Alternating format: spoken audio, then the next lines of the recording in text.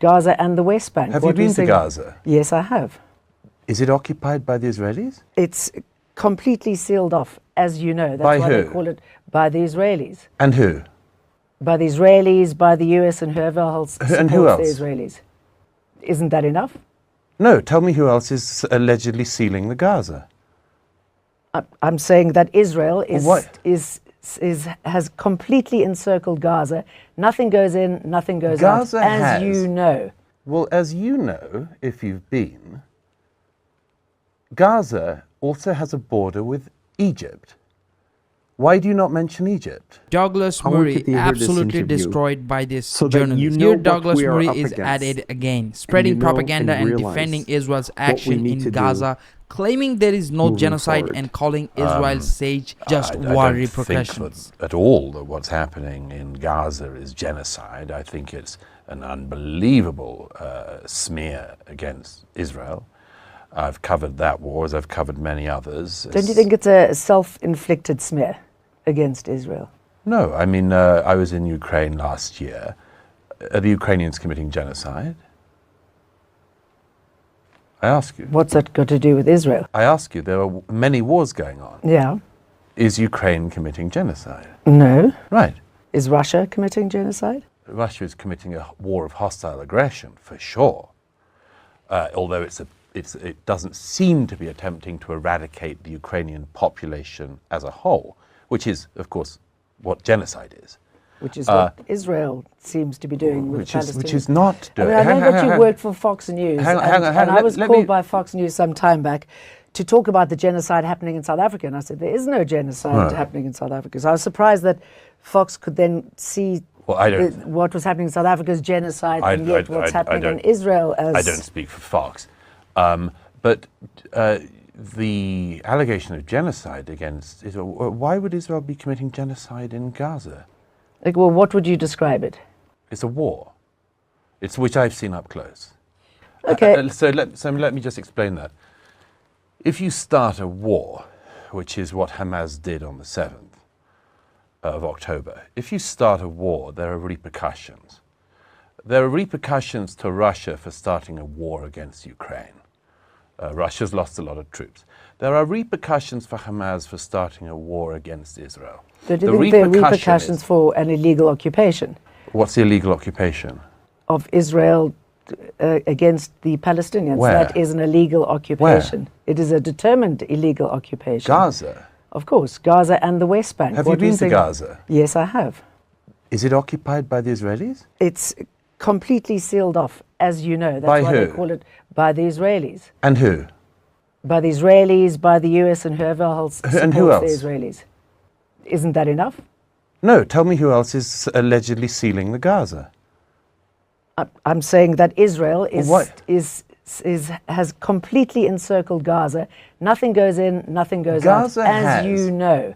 Well, as you know, if you've been, Gaza also has a border with Egypt. Why do you not mention Egypt? Egypt has a stronger fence to fence in the people of Gaza.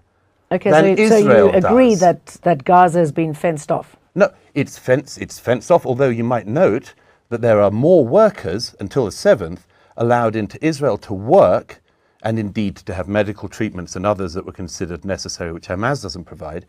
There was plenty more people every day coming in to work in Israel from Gaza until the 7th than were going the other way into Egypt. So I go back to this question.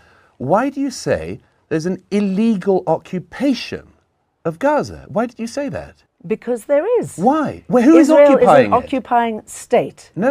It is hang on. internationally recognized. No. It's not. It's not at all. I want to move that's on. your view. Hang on. That's your view, and I have to correct your view. Our views I have differ. to correct. No, it doesn't. The facts. Our views might differ, but the facts are the facts, and I want to pick you up on something you just did. I'm interviewing you. I know, but Yes. I think you're uninformed. No. So let me just. You are uninformed Oh, because really? first of all, Yes. you didn't say that Egypt is blockading Gaza. Douglas Murray claims Gaza is completely encircled and implies Israel is only defending itself. He even ignores Egypt's border, conveniently avoiding the fact that Palestinians are trapped, starving, and denied basic medical care. The journalist points out the blockade's reality, emphasizing that nothing goes in or out for ordinary Palestinians. She highlights how Israel controls resources, food, medicine, and movement. Yet Murray spins it as Israel acting ethically. Douglas Murray's defense of Israel ignores documented war crimes and humanitarian disaster. Gaza is not a stage for defense, it's collective punishment, and the journalist correctly exposes this. Do you think Murray's narrative makes sense, or is it propaganda to justify occupation? Comment below with your thoughts.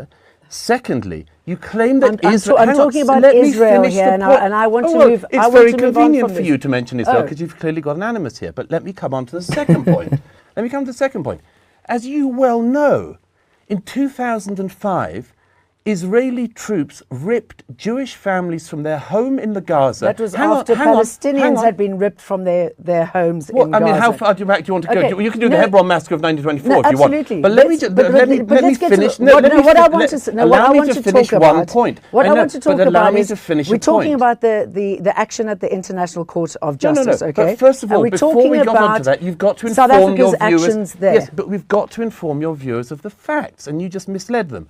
In 2005, Israeli troops ripped every Jewish family from their homes in Gaza and handed over all of Gaza, which was completely clear of Jews. That was after two Nakbas, I think in 1948 and 1967, when Palestinians were ripped from their homes that were originally there. That's your I know, so let's specific interpretation of history, and yours is a very... No. But we can agree to disagree, but don't misinform your viewers. And Likewise. You can go back... Well, I'm not misinforming your viewers. I'm informing them because you're not.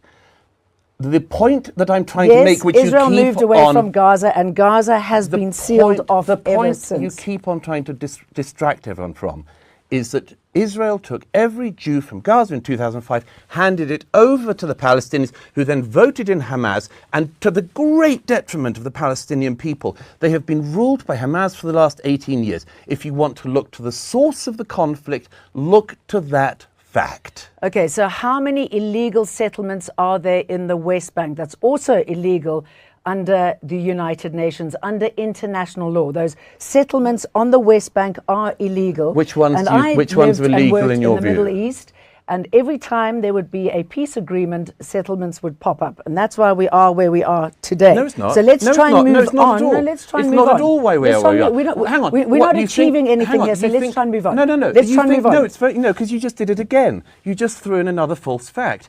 We are not where we are today because of settlements in the West Bank that are disputed. That's not why Hamas broke out of Gaza on the 7th of October and massacred people in their homes. Here Douglas Murray tries to distract viewers with the 2005 withdrawal of Jewish families and shifts blame onto Hamas for the October 7th attacks. But the journalist exposes his selective history, the occupation of Gaza and the West Bank. The illegal settlements and systematic displacement of Palestinians are real and documented. Murray claims settlements are a second-order issue, but this ignores decades of UN resolutions and international law. The journalist points out that Israel's policies created the conditions Hamas exploited. Yet Murray conveniently blames Palestinians for their own suffering. Murray repeatedly misleads the audience to paint Israel as morally superior, ignoring Palestinians' rights and illegal occupation. The journalist shows the full context, highlighting Israel's role in the crisis. Guys, Douglas Murray wants you to forget history and the law. Do you think the world should hold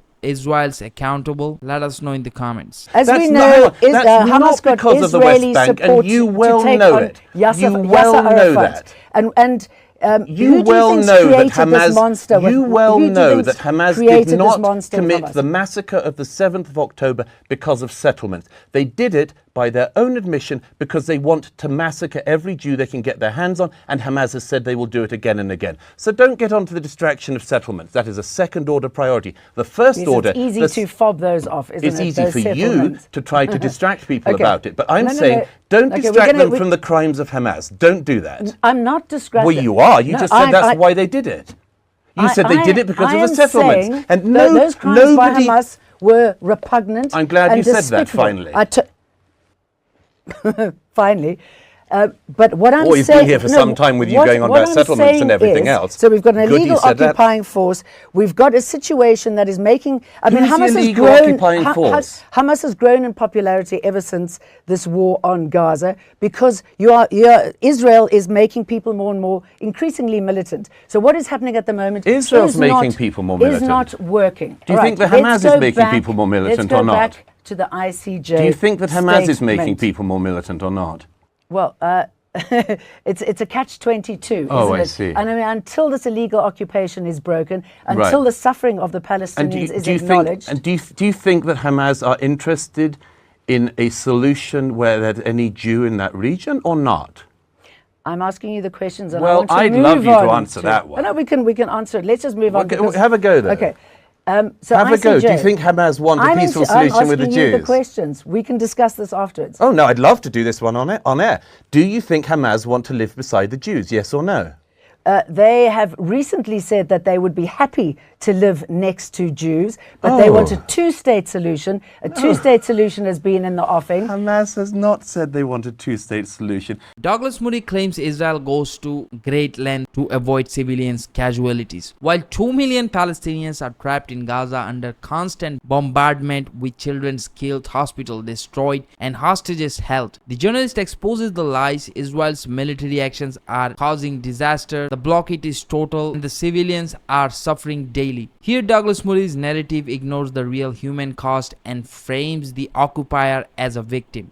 By defending Israel blindly, Murray dismisses the genocide allegations and spins the humanitarian crisis as ethical warfare. The journalist counters this, giving the victims a voice and exposing Murray's dangerous misinformation. They carried out a massacre on October the 7th of as many people as they could, stole a lot of hostages who you still also haven't referred to. There's more than 100 Jewish hostages still in Gaza. That's real kidnapping, and that's real occupation of somebody. And Hamas has said they do it again and again. How do you feel when you see those children who've been shot in the back of the head? How do you feel when you see those children? The Jewish children or the Palestinian children? The Palestinian children. I feel the same on each of them. I think it's all a tragedy. Okay, good. And I think it's all on Hamas. I think it's all on Hamas. They shouldn't have started a war. There's consequences to starting a war.